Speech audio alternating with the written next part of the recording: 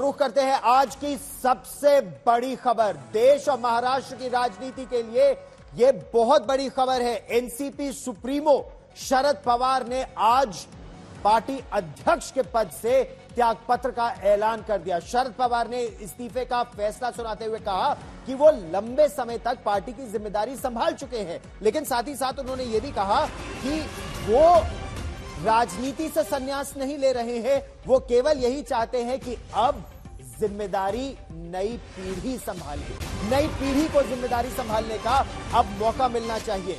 शरद पवार ने यह भी कहा कि वो राजनीति से इस त्यागपत्र नहीं दे रहे हैं, वो पीछे कुछ हटना चाहते हैं। शरद पवार के ऐलान के बाद उनके समर्थक उनके पक्ष में नारेबाजी करने लगे। वहां मौजूद एनसीपी के कई बड़े नेता थे, चाहे अजीत पवार हो, उनकी बेटी सुप्रिया, शरद पवार की बेटी सुप्रिया सुले हो, प्रफुल्ल पटेल हो, छगन भुजबल हो, अनिल देशमुख हो, जयंत पाटिल हो, पार्टी के कई बड़े नेता वहीं पर मौजूद थे, पार्टी के कई कार्यकर्ता। और ये तस्वीरें, हम 4 तस्वीरें इस समय आपको दिखा रहे हैं, आप नारेबाजी सुनिए। और कुछ लोग खासा भावुक हो गए, रोने लगे, ये कहने लगे कि हम केवल शरद पवार की अध्यक्षता में ही आगे काम करना चाहते हैं। शरद पवार के साथ उनकी पत्नी भी मौजूद थी, समर्थक भावुक थे। इस दौरान अजीत दादा पवार ने उठकर कहा कि शरद पवार से बार बार त्यागपत्र वापस लेने के लिए नहीं कहना चाहिए। अजीत पवार ने यह भी कहा कि जो भी निर्णय अब आगे लिए जाएंगे वो भी शरद पवार की सहमति से ही लिए जाएंगे। शरद पवार पार्टी के अध्यक्ष रहे न रहे, पार्टी उन्हीं के मार्गदर्शन में अपना काम करेगी। अजीत दादा पवार ने कहा कि शरद पवार को आराम की आवश्यकता है। आखिर में जब शरद पवार का काफिला बाहर निकला, और हम आपको वो भी तस्वीरें दिखा रहे हैं कि समर्थक सड़क पर बैठ गए, उनको रोकने की पुरजोर कोशिश की, पुलिस की मदद से आखिर शरद पवार का काफिला आगे निकला। इस बीच शरद पवार की पत्नी भी, उनकी आंखों में आंसू थे। जनतेचं प्रेम, सरकार ज्यांचं प्रेम, त्यांचा विश्वास हाच माझा श्वास आहे। यापुढे आपणापासून कोणतीही हरकत नाही, मी आपणासोबत होतो आहे आणि शेवटच्या श्वासपर्यंत जाईन, एवढंच या ठिकाणी सांगतो आणि आपली रजा घेतो।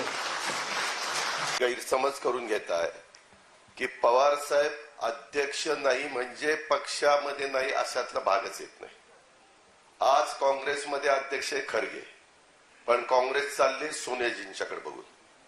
त्याच्यामुळं पवार साहेबांच्या आत्ताचा वयाचा विचार करता साहेबांशी आणि सगळ्यांशी चर्चा करून एका नवीन नेतृत्वाकडे आपण ही जबाबदारी देऊ पाहतोय।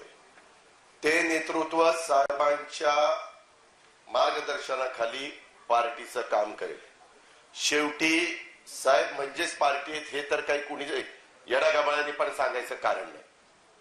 त्याच्यामुळं आपण जे सारखं सारखं सांगताय, आता पवार साहेबांनी तो निर्णय घेतलेला आहे। ते साहेबांची अशी इच्छा आहे की तुमच्या तर भावना साहेबांना कळालेलेच आहे। साहेबांनी सांगितलंय की जे काही कमिटी आहे त्या कमिटीनं त्याबद्दलचा एकंदरीत लोकांचा काय कौल आलेला आहे आता, ते लक्षामध्ये घेऊन पुढच्या गोष्टी त्यांनी ठरवाव्यात आणि ते जे ठरवतील ते साहेबांना मान्य आहे, असं साहेबांचं म्हणणं आहे। कमिटी म्हणजे काही कुठली बाहेरचे लोक नाहीये, आपले परिवारच आहे। आपला राष्ट्रवादी काँग्रेस पार्टी परिवारातले सन्माननीय सदस्य सगळे बसतील, आम्ही पण काही दुसरे बाहेरचे नाहीये।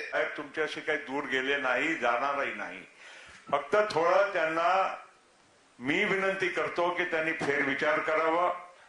त्यांनी त्यांच्या जे काही इथे आता सूचना त्यांनी केली आहे त्याला वापस घ्यावा, मागे घ्यावा आणि आपल्या सगळ्यांच्या भावनाचा आदर करून या पक्षाची म्हणजे जरूरत सुद्धा आहे, या देशाला, महाराष्ट्राला जरूरत आहे की शरद पवारांचा नेतृत्व आपल्याला लाभलं पाहिजे। अच्छा, प्रश्न यहां यह भी उठता है कि शरद पवार के बाद पावर अब किसके हाथ में जाएगी? क्या इसको लेकर भी जबरदस्त राजनीति और खींचतान हो रही है पार्टी में? शरद पवार का त्यागपत्र का यह समय कई ऐसे प्रश्न हैं और ऋत्विक भालेकर मेरे सहयोगी हमारे साथ ताजा जानकारी के साथ मुंबई से ही जुड़ रहे हैं। ऋत्विक, शरद पवार ने कुछ दिनों पहले कहा था कि रोटी को पलटने का समय आ गया है। क्या इसको उसी परिप्रेक्ष्य में देखने की आवश्यकता है? इस निर्णय के पीछे की राजनीति भी हमें समझाइए।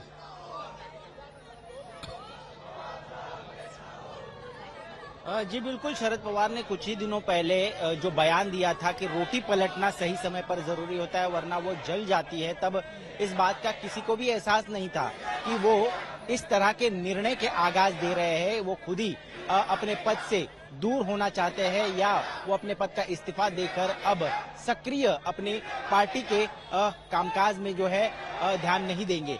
कहा यह जा रहा था और कयास ये लगाए जा रहे थे कि पिछले 2 हफ्ते से जिस तरह से बातें महाराष्ट्र की राजनीति में शुरू थी कि कहीं ना कहीं अजित पवार जो कि अपना एक विधायकों का बड़ा गुट लेकर बीजेपी से नजदीकियां बढ़ा रहे हैं, शायद बीजेपी के साथ जा सकते हैं, तो क्या ये गाज अजित पवार पर भी गिरेगी? क्या किसी तरह के पार्टी के संगठन में इस तरह से फेरबदल होंगे कि अजित पवार और उन विधायकों को दरकिनार किया जाएगा? इस तरह की चर्चाएं हो रही थी, इस तरह की खबरें थी। हालांकि अजित पवार ने खुद सामने आकर इस बात को पूरी तरह से खारिज किया था और इन सभी जो खबरें आ रही थी उसको खारिज करके ये बिल्कुल झूठ है इस तरह का बयान दिया था। लेकिन उसके बाद आज जब इस तरह से अचानक शरद पवार इस तरह का निर्णय लेते हैं और वो बताते हैं कि अब वो पार्टी के अध्यक्ष के तौर पर आगे काम नहीं करना चाहते और जो पार्टी का दूसरा नेतृत्व है, जो युवा नेतृत्व है, उनको वो कहीं ना कहीं अब कमान सौंपने चाहते हैं। ऋत्विक, एक बड़ी बात यह भी है इसमें, अब कौन होगा उत्तराधिकारी, यानी शरद पवार के बाद पार्टी का अगला अध्यक्ष कौन होगा? क्या इसको लेकर भी जबरदस्त खींचतान है कि क्या ये अजीत दादा पवार होंगे और उनके खेमे में कौन कौन है? क्या प्रफुल्ल पटेल उनके साथ है? सुप्रिया सुले चुप रही, इसका क्या मतलब है?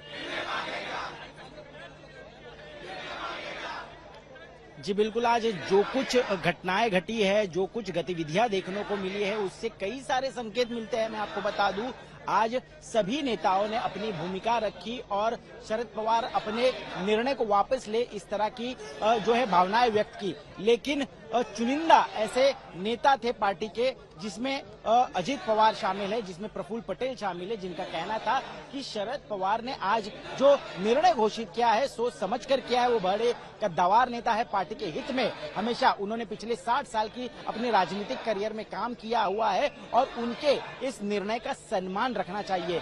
लेकिन बावजूद उसके हमने देखा कि किस तरह से पार्टी के कार्यकर्ता जो है लगातार ये मांग करते रहे, डटे रहे। इतना ही नहीं, मैं अपने कैमरामैन को बताना चाहूंगा कि अभी भी यहाँ पर वाईडी चौहान सेंटर के बाहर किस तरह से धरने पर बैठकर यहाँ पर नारे लगाए जा रहे हैं कि पार्टी का जो नेतृत्व है वो शरद पवार ही करे।